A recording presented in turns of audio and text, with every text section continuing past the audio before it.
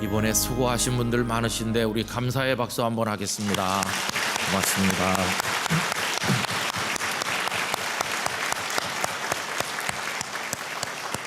이렇게 아름다운 예배당에서 성도들과 함께 모일 수 있도록 하시고 무엇보다 새로운 시간으로 우리를 불러내어 주신 하나님께 큰 영광 올려드리겠습니다. 할렐루야.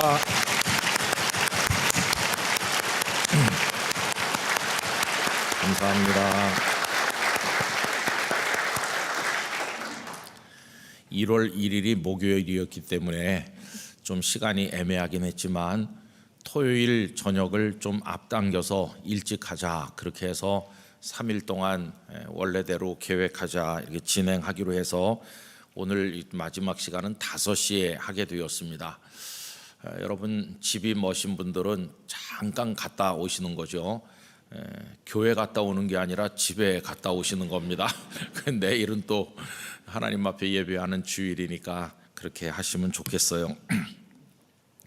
12월 마지막 주일에 제가 이제 오메가이신 하나님, 우리의 모든 것을 다 끝나게 하신다, 우리 존재 자체도 끝나게 하신다 하는 말씀을 같이 드렸고요.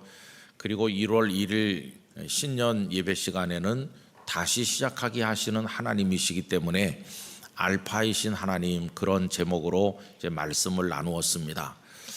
그리고 이제 저녁에 3번 말씀을 하면서 오늘 다시 또 오메가이신 하나님 이렇게 제목을 붙여보았는데요.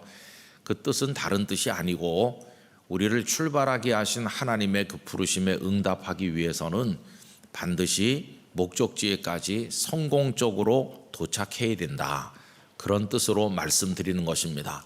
그리고 성공적으로 도착할 수 있도록 하나님께서 우리들을 붙들어 주실 줄 믿습니다.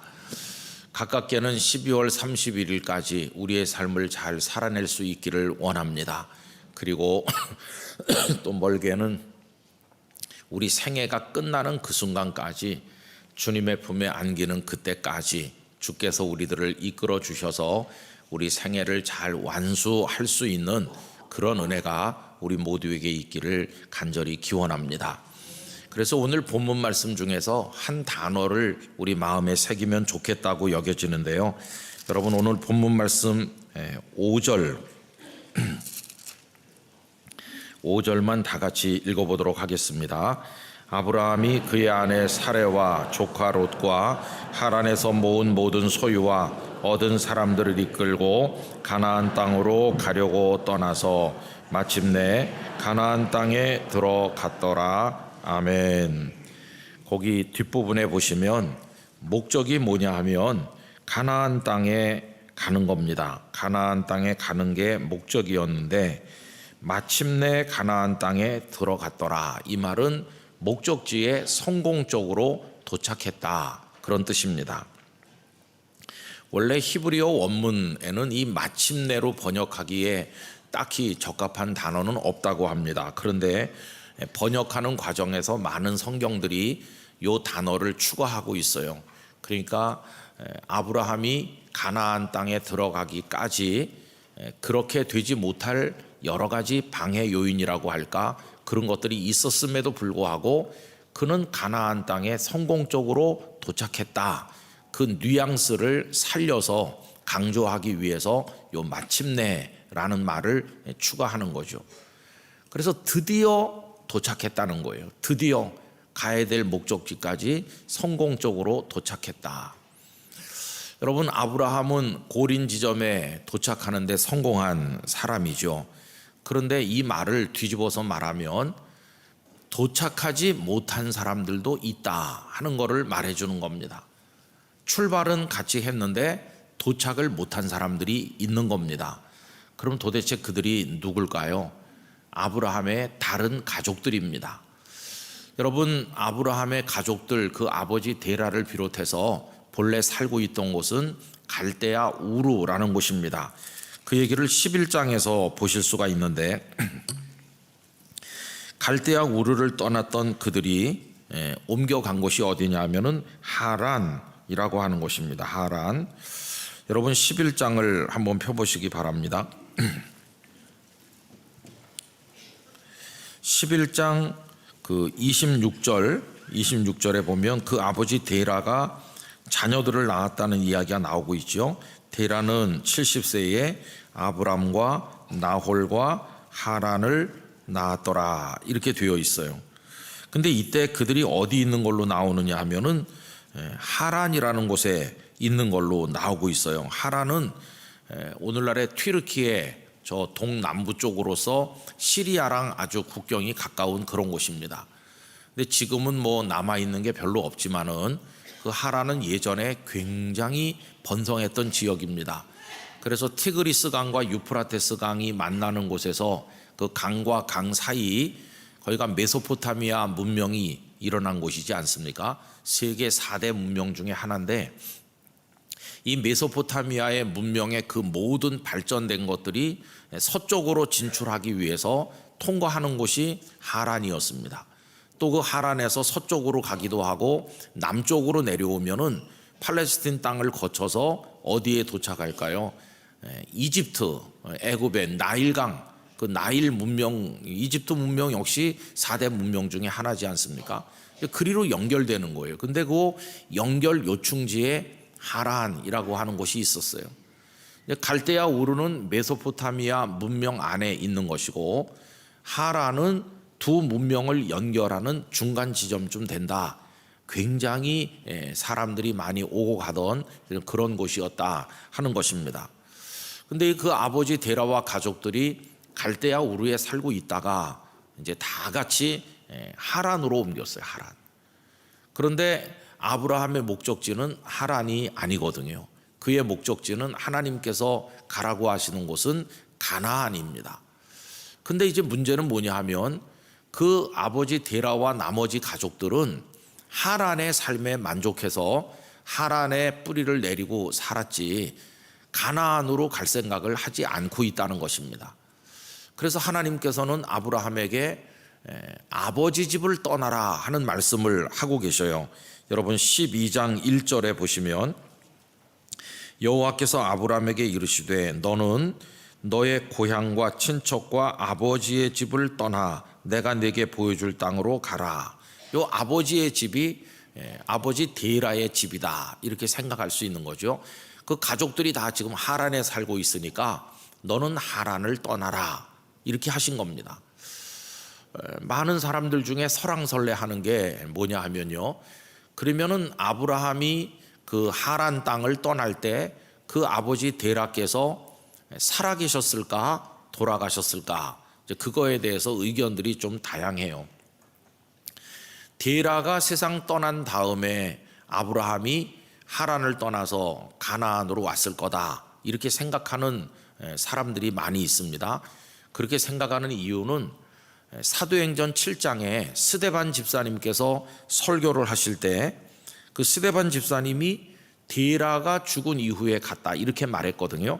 사도행전 7장 4절에 보시면 아브라함이 갈대아 사람의 땅을 떠나 하란에 거하다가 그의 아버지가 죽음에 하나님이 그를 거기서 너희 지금 사는 이 땅으로 옮기셨느니라. 그러니까 그 아버지 데라가 세상 떠난 다음에 간 걸로 이제 그렇게 스데반 집사님이 말씀하셨거든요. 그런데 이제 데라가 죽은 이후에 아브라함이 간 거다 이렇게 하려면은 설명을 좀 복잡하게 해야 됩니다.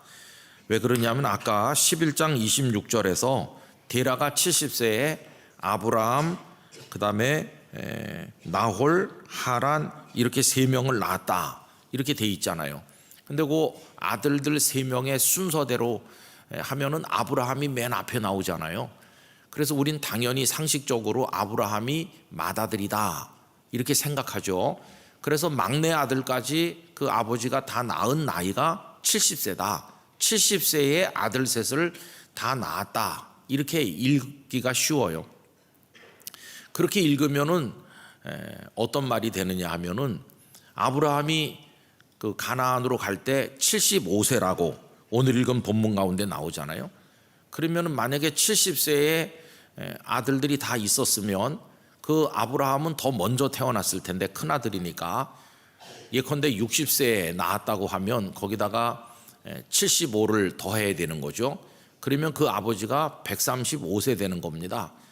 135세에 아브라함이 가나안으로 갔으면 그 아버지 데라는 몇 살까지 살았느냐 하면은요 205세까지 살았다. 그 11장 맨 끝에 나오잖아요. 그러면 이 아버지는 아들이 아버지와 작별을 고하고 가나안 땅으로 가고 나서도 굉장히 오랫동안 더 생존했다. 그렇게 하면 아버지가 살아 계실 때 아들이 떠난 걸로 돼요. 그죠? 아버지가 살아 계신데 아들이 떠났고 그 후에도 그 아버지는 수십 년을 생존한 게 되잖아요. 근데 스데반 집사님께서는 데라가 죽은 다음에 떠난 거다. 이렇게 말씀해서 이제 학자들은 그 스데반 집사님의 말을 기준으로 생각하니까 뭘 바꾸냐 하면 여기 나온 70세의 아브라함, 하란, 나홀 이렇게 아들들 이름이 나왔는데 그걸 바꾸는 거예요. 그걸 바꾸. 아브라함이 맏아들이 아니라고 얘기하는 거죠. 아브라함이 맏아들이 아니었고 그 데라가 아브라함을 낳을 때 나이가 130이었다. 130에 아브라함을 늦게 낳았는데 그리고 나서 아브라함이 75세에 가나안에 갔으니까 130 더하기 75 하면 딱 205세가 돼서 그래서 아버지 데라가 세상 떠난 다음에 75세에 갔다. 이렇게 또 설명도 해요. 저는 그런 설명들을 읽으면서 그게 그렇게 중요할까? 이런 생각을 해보기도 했어요. 근데 여러분들 그냥 알아두시면 좋을 것 같아요. 근데 그 약간의 이제 성경을 읽는데 어떤 느낌은 줘요. 왜 그러냐 하면은 아버지 데라가 돌아가신 다음에 아브라함이 출발했다고 그래도 쉽진 않았을 거예요. 왜냐하면 그 형제가 있고 조카들이 다 있고 아버지가 사시던 삶의 터전이 하란에 다 있는데 어느 날 갑자기 아브라함이 다 모아놓고 미안하지만 이제 아버지도 돌아가시고 했으니까 나는 떠나야 되겠어. 잘 있거라. 그러면서 어린 조카 롯은 내가 데리고 가겠어. 이렇게 가는 게 쉽기만 했겠습니까? 쉽진 않았을 거예요. 하물며 아버지 돌아가신 다음에도 떠나는 게 어려웠는데 아버지가 살아 계실 때 떠나기는 얼마나 어려웠겠어요. 그건 정말 용기를 내기가 어려웠을 것 같아요. 근데 아버지가 살아 계실 때 떠났다 이렇게 이해를 하고 읽으면은 그 떠남이라고 하는 것의 의미가 훨씬 더 강하게 다가오는 거죠. 아, 우리가 인생을 사는 데 있어서 가끔씩은 뭔가 우리의 옷깃을 붙들고 있는 것들을 뿌리쳐야 될 때도 있는 거구나. 그리고 떠나야 될 때도 있는 거구나. 그런 생각이 드는 거예요. 여러분, 우리가 주님의 사명자가 돼가지고 예컨대 먼 나라의 선교사로 가신다던가 이런 분들을 보면 왜 우리 마음이 이게 좀 감동이 크잖아요. 그 이유는 여기 사랑하는 가족들 다 놓고 가시기 때문이죠. 제가 아는 선교사님들 중에도 아주 연로하신 부모님, 그것도 또 건강치도 못하신 부모님을 작별을 고하고 먼 나라로 가시는 거예요. 그러면 아버지, 어머니를 생전에 다시 보지 못할 가능성이 많잖아요. 그런데도 복음을 위해서 떠나고 그 부모님은 기도해 주면서 하늘나라에서 만나자 그러면서 떠나는 눈물겨운 그런 경우도 있거든요. 그게 결코 쉬운 건 아니에요. 그런데 성경을 쭉 읽어보면 우리 믿음의 선배들은 하나님의 어떤 부르심이 있다고 생각했을 때는 과감한 순종을 위해서 그렇게 많이 했던 적이 있다는 것을 우리가 알 수 있어요. 무슨 얘기를 말씀드리는 거냐 하면 하나님의 뜻을 받들어 사는 삶은 이것저것 다 고려하면서 이것도 좀 해야 되고 저것도 해야 되는 걸리적거리는 게 많아가지고는 하나님의 뜻에 온전히 순종하기가 어렵다 하는 것이. 여러분, 올 한 해를 복음에 따라서 믿음의 삶을 살기 위해서 우리의 전진을 가로막거나 붙드는 영적 방해물들이 많이 있을 텐데 그것들을 과감하게 잘라낼 수 있는 용기가 우리에게 있기를 원합니다. 하나님의 말씀을 많이 읽기 위해서는 눈을 좀 아껴야 되는 것이고 시간도 좀 아껴야 되는 거죠. 그래야 말씀을 읽을 수 있는 거 너무나도 당연한 거 아닙니까? 내가 어려운 사람을 좀 도와줘야 되겠다. 내가 그런 일을 좀 해봐야지 하고 생각하면 내가 먹고 있고 원하는 거 다 하고 나머지를 가지고는 안 되는 거니까 절약하기 위한 뭔가 또 나름대로의 용기도 내야 되는 거죠. 가지고 싶은 게 있어도 참기도 하고 포기하기도 하는 거룩한 용기도 필요한 거죠. 매사가 다 그래요. 그래서 올 한 해 우리가 조금 더 새로워진 어떤 삶으로 나가기 위해서는 우리 속에 그런 결단이 있어야 되겠다 하는 것입니다. 약간은 좀 비장한, 그러면서 어금니를 꽉 깨물고 주님, 제가 주님 부르시는 삶을 위해서 그렇게 하겠습니다 할 때 우리 마음이 경건해지는 거예요. 내 삶은 그냥 내 마음대로 욕심 생기는 대로 흔들리며 사는 게 아니고 나의 삶은 하나님의 부르심 안에 있고 하나님의 뜻을 따라 나는 걸어가는 사람이다. 하나님의 시선이 나를 늘 보고 계시고 내가 거침없이 앞으로 달려가기를 하나님께서는 원하고 계시다. 그런 마음을 가져야 우리의 삶이 조금 이렇게 영적으로 더 경건해지고 뭔가 하나님 앞에 진지하게 살아갈 수 있는 그런 삶의 태도가 준비되는 것이죠. 어쨌든 아브라함은 이제 갈대아 우르에서 하란으로 가족이 다 같이 옮겼다가 그 다음에는 하란을 출발해서 아까 읽은 것처럼 마침내 가나안에 들어간 것이에요. 드디어 하나님이 정하신 그 지점에 도달했어요. 목적지에 도달하니까 그게 이제 또 한 번의 오메가가 된 것이에요. 거기서 가나안이라고 하는 목적지에 도달하는데 성공했기 때문인 것이죠. 그럼 그는 어떻게 이렇게 용기 있게 떠날 수 있었을까? 그걸 설명하는 답이 히브리서 11장 믿음장에 나오고 있죠. 11장 8절을 보면 이렇습니다. 믿음으로 아브라함은 부르심을 받았을 때에 순종하여, 이렇게 나옵니다. 하나님께서 부르셨는데 그거를 할 수 있었던 근거는 뭐냐 하면 믿음이었다. 믿음. 하나님을 믿습니다. 그러면서 그 믿음이 순종하는 행동으로 나타난 거죠.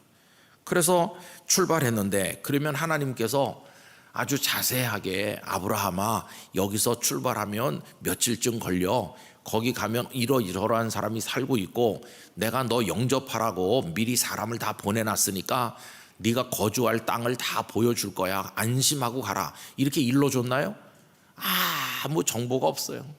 아무 정보가 없고 너무나 막연한 것이에요.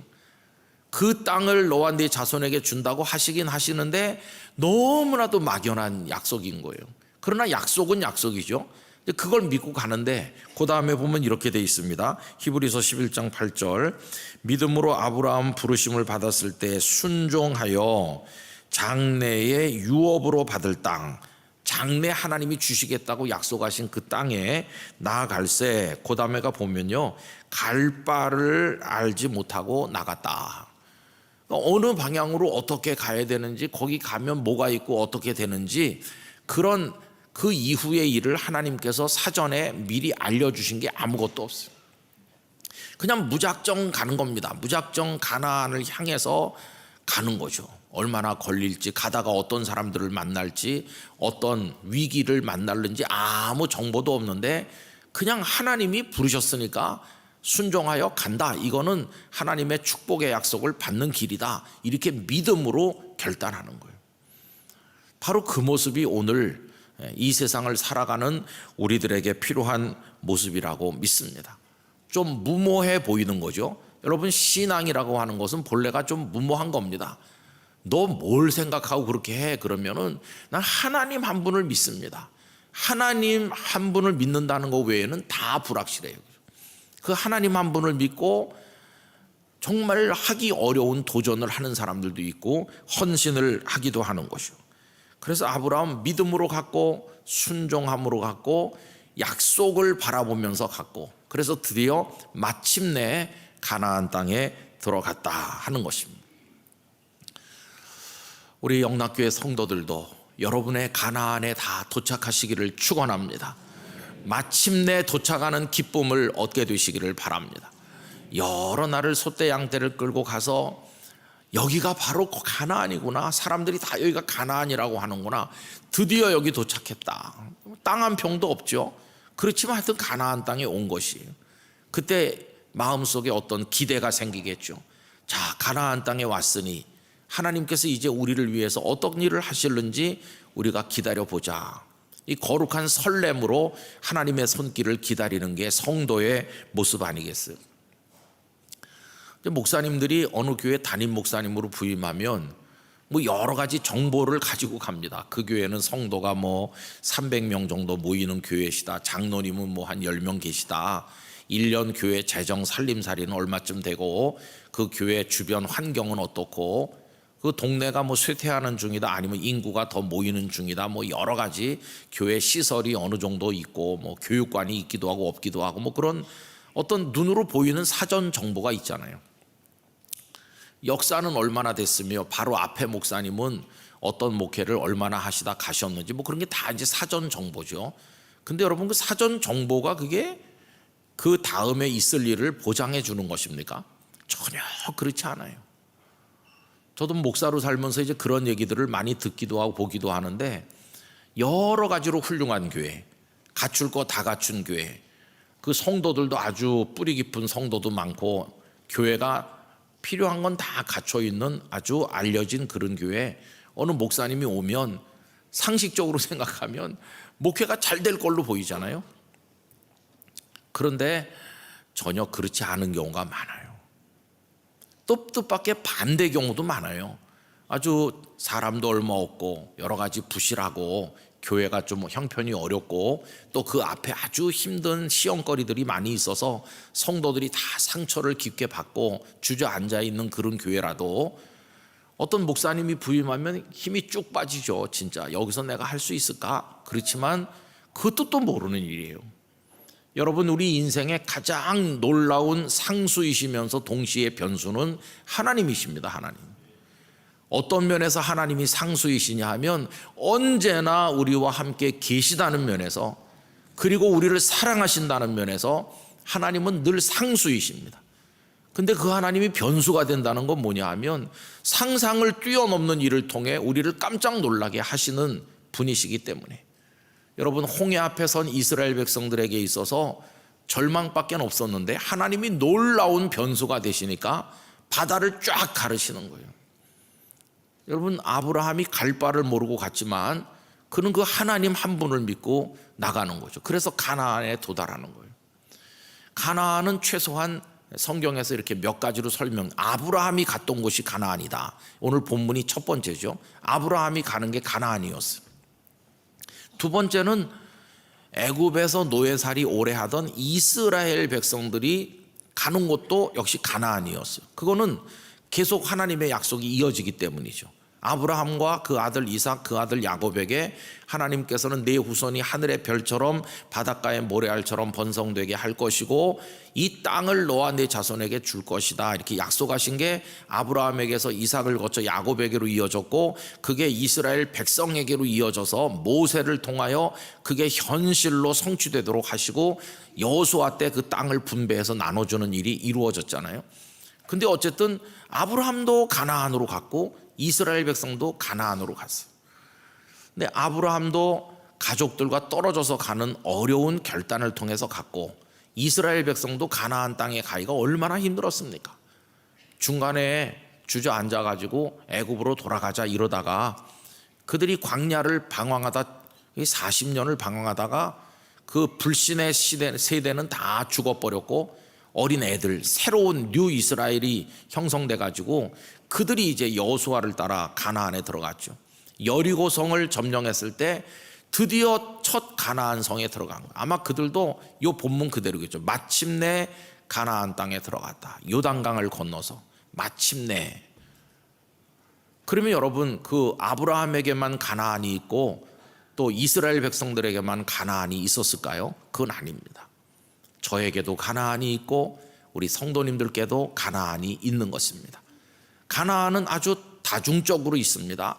우리가 2026년 12월 31일 그때까지 잘 사는 게 가나안에 들어가는 거라고 말할 수도 있고 우리 생애 전체를 아름답게 믿음으로 살아 승리하는 것도 가나안에 들어가는 것이라고 할 수 있고 또 궁극적으로 말하면 주님이 준비하신 새하늘과 새 땅, 그 영원한 생명의 천국이 우리의 가나안인 줄로 믿습니다.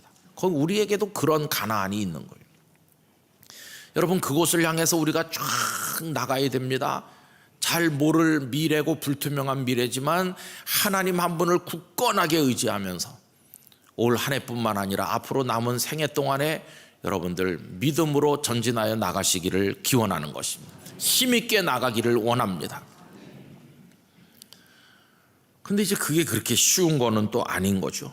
절대로 우리는 후퇴하지 말아야 되는데 히브리서 10장 38절 나의 의인은 믿음으로 말미암아 살리라. 또한 뒤로 물러가면 내 마음이 그를 기뻐하지 아니하리라 하셨느니라. 가다가 뒤로 물러가고 돌아서고 그러면 안 되고 쟁기를 잡고 앞을 향해 나가야 되는 거잖아요. 또 39절에 보면 우리는 뒤로 물러가 멸망할 자가 아니다. 뒤로 물러가서 멸망할 자가 아니고 오직 영혼을 구원함에 이르는 가나안에 이르는 믿음을 가진 자니라. 우리 영락교회 성도들이 그런 믿음으로 무장하시고 쫙 나가시게 되길 원합니다. 마침내에 승리의 노래를 부르실 수 있기를 축복합니다. 이제 오늘 이야기를 마무리하면서 이제 신년 기도회가 정리되는 이 시간에 좀 성숙한 그리스도인이 되기 위한 이야기를 마지막에 좀 드리려고 합니다. 우리가 이렇게 이야기하고 끝내면은 우리의 목적지에 가는 게 간단해 보이긴 하는데 그러나 그렇게 그게 과정이 쉽진 않은 거죠. 저도 몇 년 전부터인지 이렇게 한 해가 끝나고 새해가 오고 그러면요 좀 이렇게 슬픈 생각이 들곤 해요. 제가 뭐 유달리 좀 그래서 그런 게 아니고 이렇게 해가 바뀌면 기쁘다기보다는 좀 슬픈 아련한 그런 생각이 많이 들어요.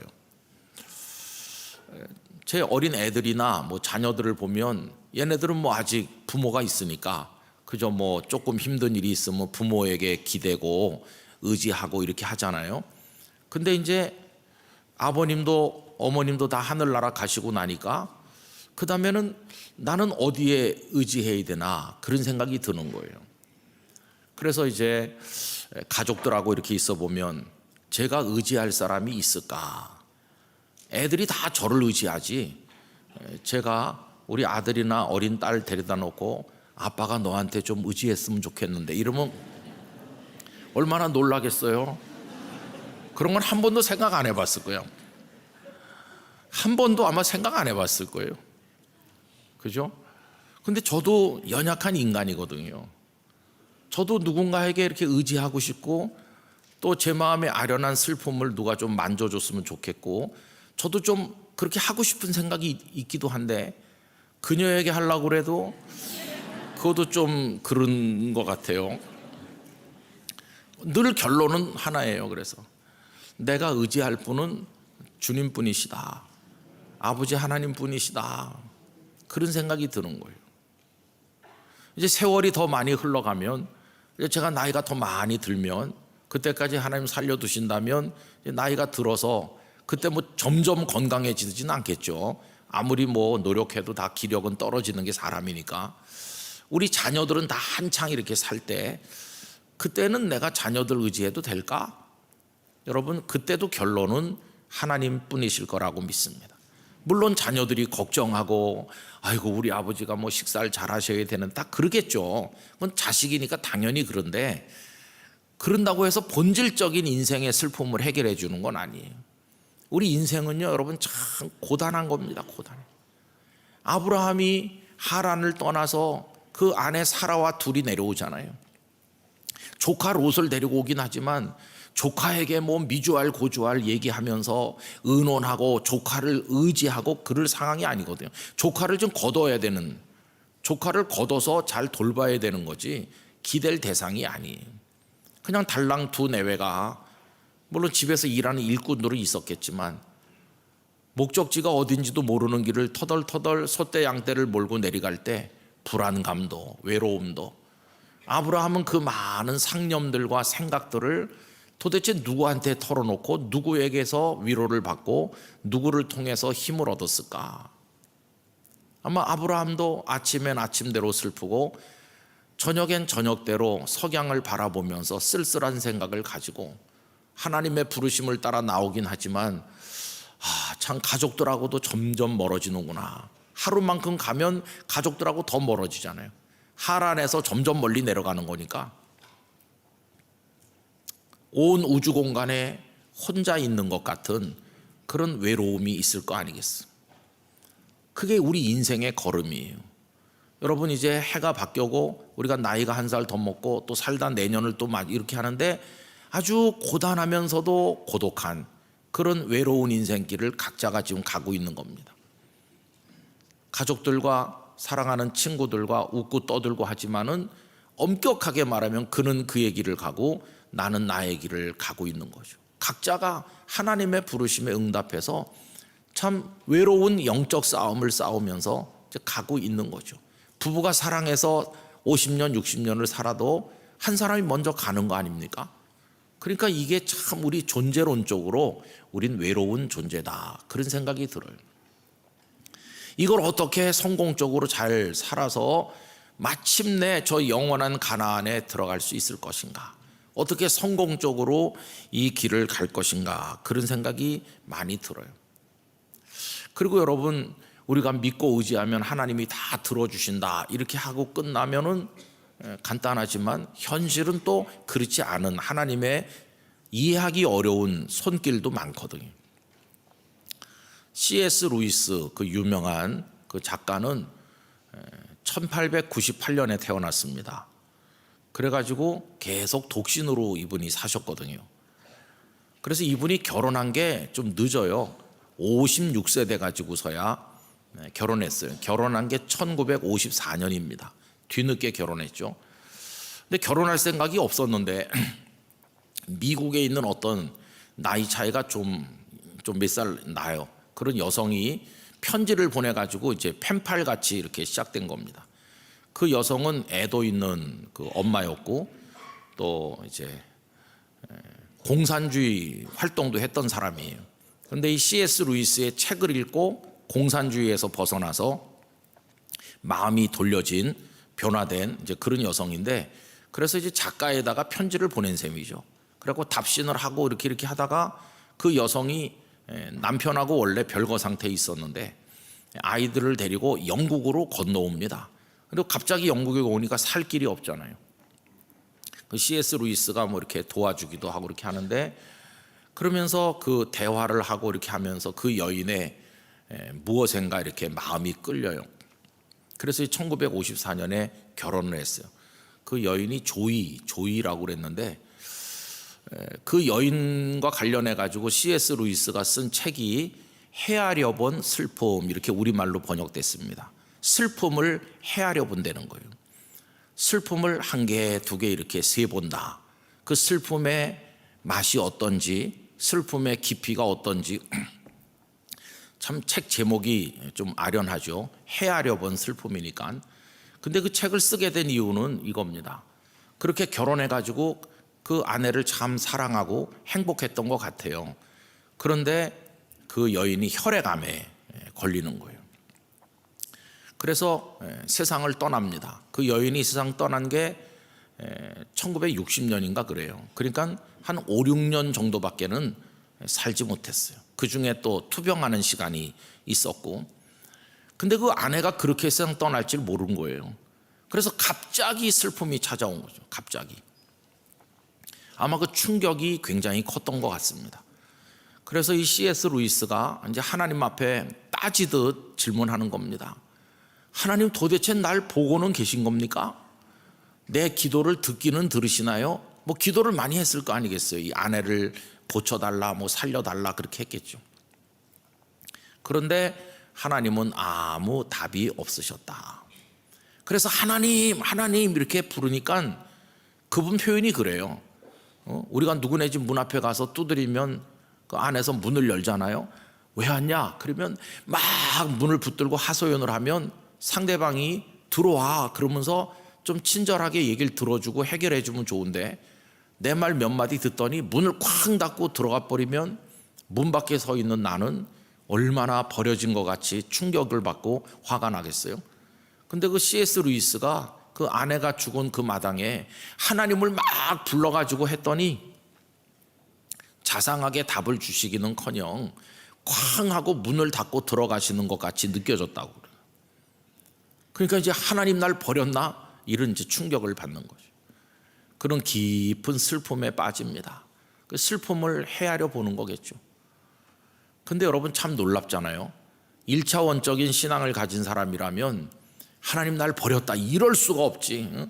나도 하나님 버리겠어 이렇게 반응하는 게 그냥 1차원적인 어린애 같은 반응이겠죠. 근데 그는 그 과정을 통해 가지고 깨닫는 게 있어요. 아, 지금 내 마음에서 무너지고 있는 하나님은 진짜 하나님이 아니시다. 진짜 하나님이 무너지시는 게 아니고 내가 하나님은 이러실 거야 라고 만들어 온 형상이 있는데 내가 만든 내 마음 속에 내가 멋대로 만든 하나님 형상이 깨지고 있을 뿐이지 본래 그 하나님은 여전하시다.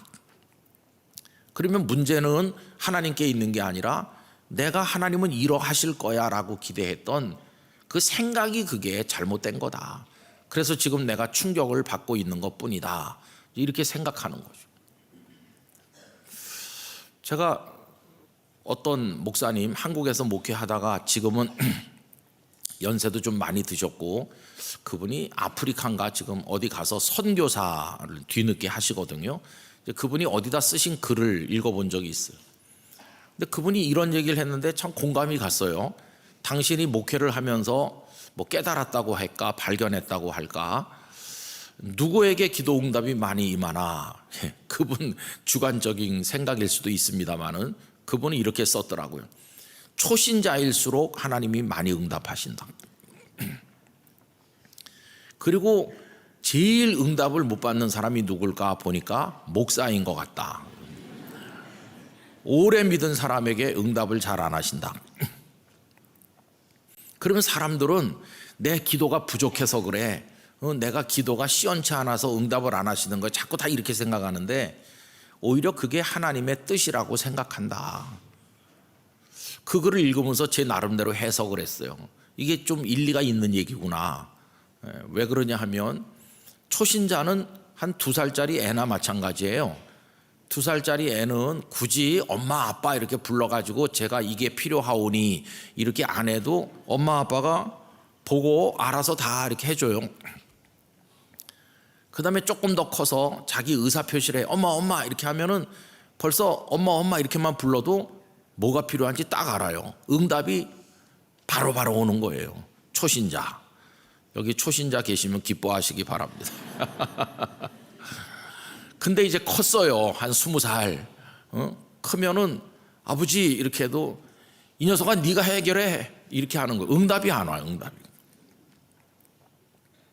그래서 그 목사님 글이 좀 이해가 되더라고요. 그럼 왜 목사님들에게 응답을 제일 안 해주시나? 그건 제가 생각할 때 목사쯤 됐으면 십자가를 져야지. 십자가를 지고 주님의 뒤를 따라야지. 그래서 너 목사 된 거 아니냐. 근데 뭐 그렇게 엄살이 많고 뭐 하나님 앞에 울고불고 요구하는 게 맞냐. 목사쯤 됐으면은 하나님 응답 안 해주셔도 괜찮아요. 어차피 뭐 예수님 따라 십자가 지려고 한 건데 저 응답 안 해주셔도 갈 수 있어요. 이쯤 돼야 목사지. 그래서 응답 안 해주시나? 그런 생각이 들기도 하더라고요.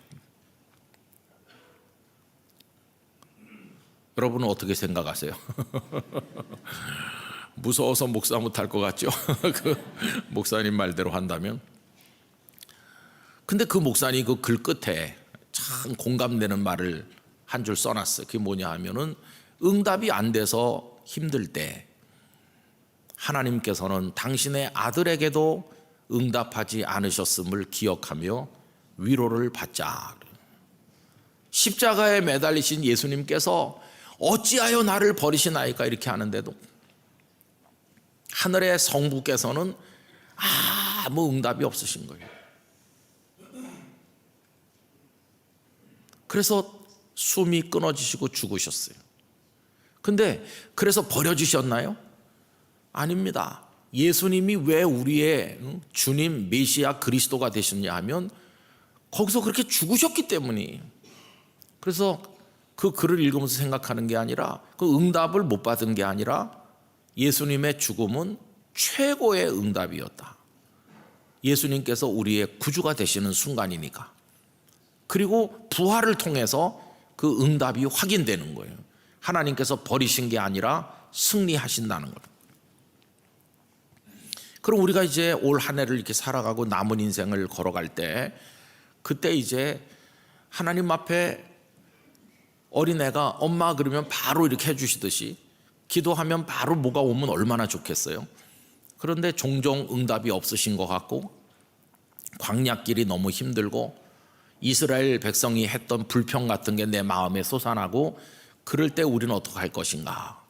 다시 그 C.S. 루이스 얘기로 돌아가면요, 그분이 그 아내가 죽는 그 슬픔을 통해 가지고 깨달은 게 있습니다. 그게 뭐냐 하면은, 중요한 것은 하나님께서 내게 응답하시는 게 아니었다. 내가 원하는 하나님의 모습이 그게 중요한 게 아니고, 나 자신이 하나님이 원하시는 사람이 되는 게 중요함을 깨달았다. 내가 하나님이 원하시는 사람이 되는 게 그게 중요하다는 거예요. 하나님은 때때로 응답하지 않으시는 방법을 통해서 우리를 하나님이 원하시는 사람의 단계로 성숙하게 만드신다. 그런 얘기를 하는 거예요. 그래서 제가 이제 그 얘기들을 이렇게 같이 연결해서 생각하니까, 그저 단지 시간적으로 몇십 년 남은 내 인생을 목적지까지 사는 것도 가나안에 가는 거고, 올 한 해를 마치는 것도 가나안에 가는 거고, 내가 하고 싶었던 어떤 일을 해내는 것도 가나안에 도착하는 거고, 여러 가지 있지만 우리 성도들에게 또 하나 우리가 반드시 가나안에 들어간다고 표현할 수 있는 게 하나 있구나. 그게 뭐냐 하면, 많은 좌절과 하나님께서 돌보지 않는 것 같은 섭섭함과 기도에 응답하지 않으시는 것 같은 어려운 때를 다 통과하면서 궁극에 가서는 우리의 영혼이 하나님이 원하시는 모습을 갖추게 되는 거, 그거야말로 궁극의 가나안에 도착하는 것이다. 그런 생각이 드는 것이.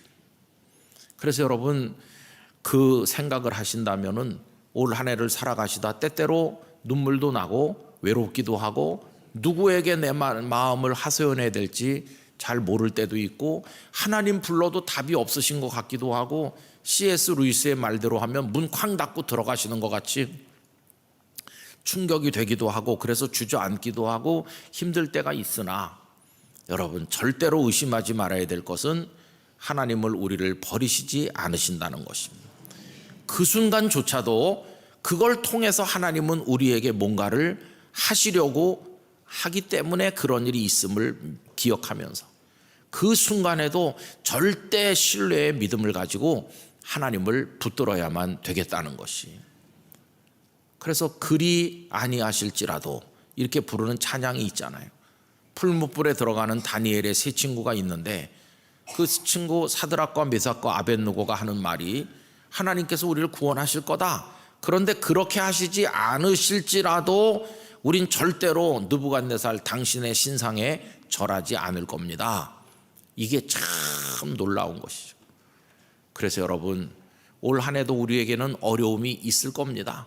마음의 유혹도 있고 시험도 있을 겁니다. 뜻대로 안 되는 때도 있을 겁니다. 그러나 오히려 그 순간들을 통해 가지고 우리의 내면이 성숙하고 하나님이 원하시는 사람의 모습으로 무르익어 가기를 원하는 것입니다. C.S. 루이스는 그런 슬픔의 과정을 통해서 하나님이 원하시는 나의 모습에 대해 눈을 뜨게 되는 것이고, 더 성숙하고 하나님과의 깊은 교제 속으로 들어가게 되는 과정을 이야기하고 있는 거죠. 그래서 올 한 해를 출발하시는 우리 성도님 한 분 한 분, 여러분들의 가정, 그리고 많은 기도 제목들, 81년째를 맞이하는 영락교회 앞날에 하나님의 손길이 늘 함께 하시길 바라는데, 우리가 그런 믿음으로 응답하면서 우리의 가나안에 마침내 우리 모두 들어가게 되길 간절히 축복합니다. 궁극의 가나안은 저 영원한 천국이라고 했으니, 우리 다 거기 도착해서 면류관 쓰고 하나님 찬송하면서 할렐루야 하는 그날까지 여러분 승리하시기를 바랍니다. 기도에 더 힘쓰시기를 바랍니다. 주님의 축복을 기원합니다. 기도하겠습니다. 거룩하신 아버지 하나님, 신년 기도회를 마무리하는 시간이 되었습니다.